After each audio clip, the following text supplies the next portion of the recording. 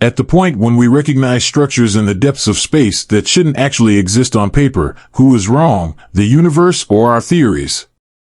For a long time now, the James Webb Telescope has been using its infrared vision to explore the most distant and oldest structures in the universe. It has repeatedly shown us that the true nature of the universe is not especially concerned with our models. In fact, their mere existence plunges established cosmology into chaos. For instance, scientists still cannot explain how, just a few 100 million years after the Big Bang, galaxies as large and massive as our Milky Way today could already exist. But this is by no means the only mystery that Webb has added to the star maps. It has also revealed the unexpected blooms that the planetary universe can produce. Some things simply belong together, an ebb and flow, or a planet and its host star. This isn't surprising, as all planetary bodies in our solar system orbit the powerful sun. When we look beyond the cosmic horizon, we see exoplanets recognized by their orbit around a star other than the sun. However, did you know that there are planets out there that break this basic pattern and instead make their journey through space without stellar support?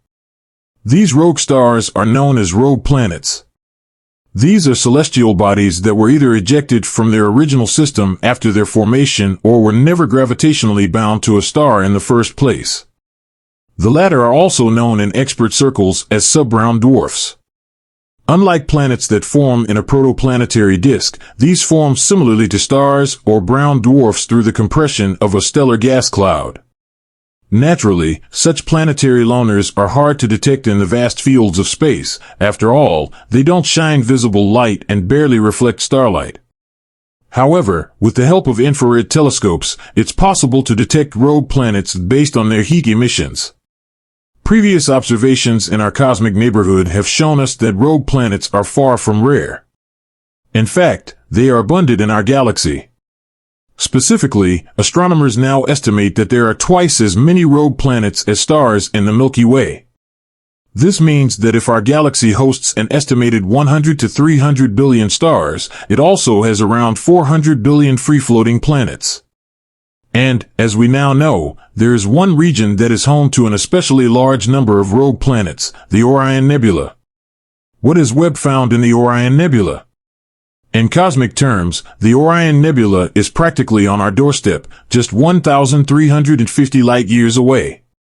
This massive cloud of interstellar gas is one of the most active star nurseries in our cosmic neighborhood. It has been a popular object of study for decades. Researchers estimate that around 2,800 young stars lie dormant within the Orion Nebula, with countless other shining celestial bodies in the surrounding region. To shed new light on this famous area, the James Webb Telescope aimed its near-infrared camera, NIRCam, at the stellar nursery a few months ago and captured two wide-field mosaics of the Orion Nebula.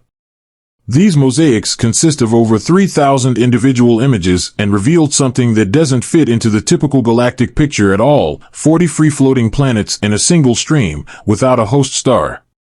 Although rogue planets have been found in the Orion Nebula in the past, these particular objects are especially massive. These Jupiter-mass double objects, known as jumbos, sparked astonishment among scientists. Not only are they massive, but they also appear to occur in pairs. What is the background of these unexpected groupings? Fortunately, scientists were able to uncover some essential characteristics of the jumbos from the Webb images. These are young cosmic objects, only about 1 million years old, with surface temperatures around 1,000 degrees Celsius. How did these jumbos end up in such large numbers, and in pairs, within the Orion Nebula? The current theory is based on the assumption that the jumbos were born in a region of the Orion Nebula that was too low in material to form actual stars, lacking enough hydrogen for nuclear fusion. Alternatively, there is also the hypothesis that the jumbos initially formed in the usual way to become gas giants, but were ultimately ejected from their home systems by an unknown event. While researchers lean toward the ejection hypothesis, they admit they don't know why these celestial bodies separated from their parent stars in pairs. Some scientists suggest that the jumbos could be evidence of a planet-forming process we don't yet understand.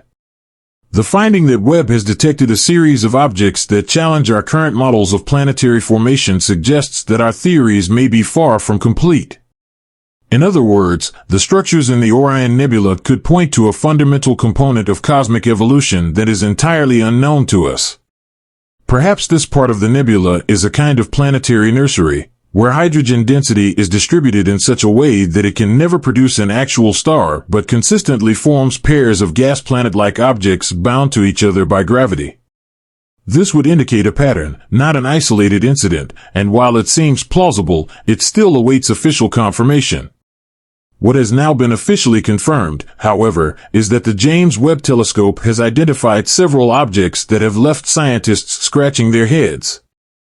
As mentioned earlier, this includes galaxies that existed just 500 to 700 million years after the Big Bang, yet already contained up to 100 billion solar masses worth of stars. These structures, nicknamed galaxy breakers, directly contradict current cosmological models. According to our theories, there simply wasn't enough normal matter at such an early stage to form so many stars in such a short time.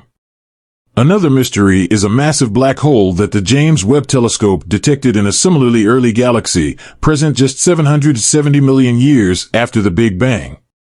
Despite its age, it already boasted a gravitational mass of over 1 billion solar masses.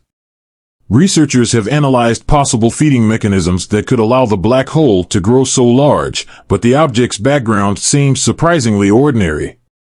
As a result, the mystery of how this enormous black hole formed and grew at such a young age has only deepened. This supermassive black hole was fully mature when the universe was just 5% of its current age, and we still don't have an explanation for its rapid growth. Finally, there's also the issue of the so-called Hubble tension. The Hubble constant measures the rate at which the universe is expanding.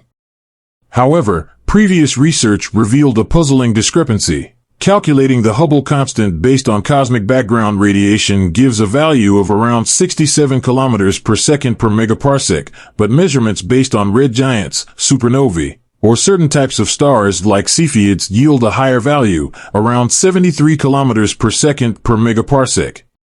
So, was this simply a measurement error? Unfortunately, no. The James Webb Telescope's observations have once again confirmed the Hubble tension. According to scientists, this discrepancy may hint at a previously unknown force or process affecting the universe's expansion.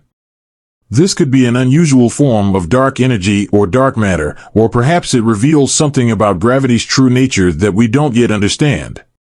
Ultimately, the James Webb Telescope continues to push cosmology to its limits, challenging us to confront gaps in our understanding and consider new theories that may change how we perceive the universe.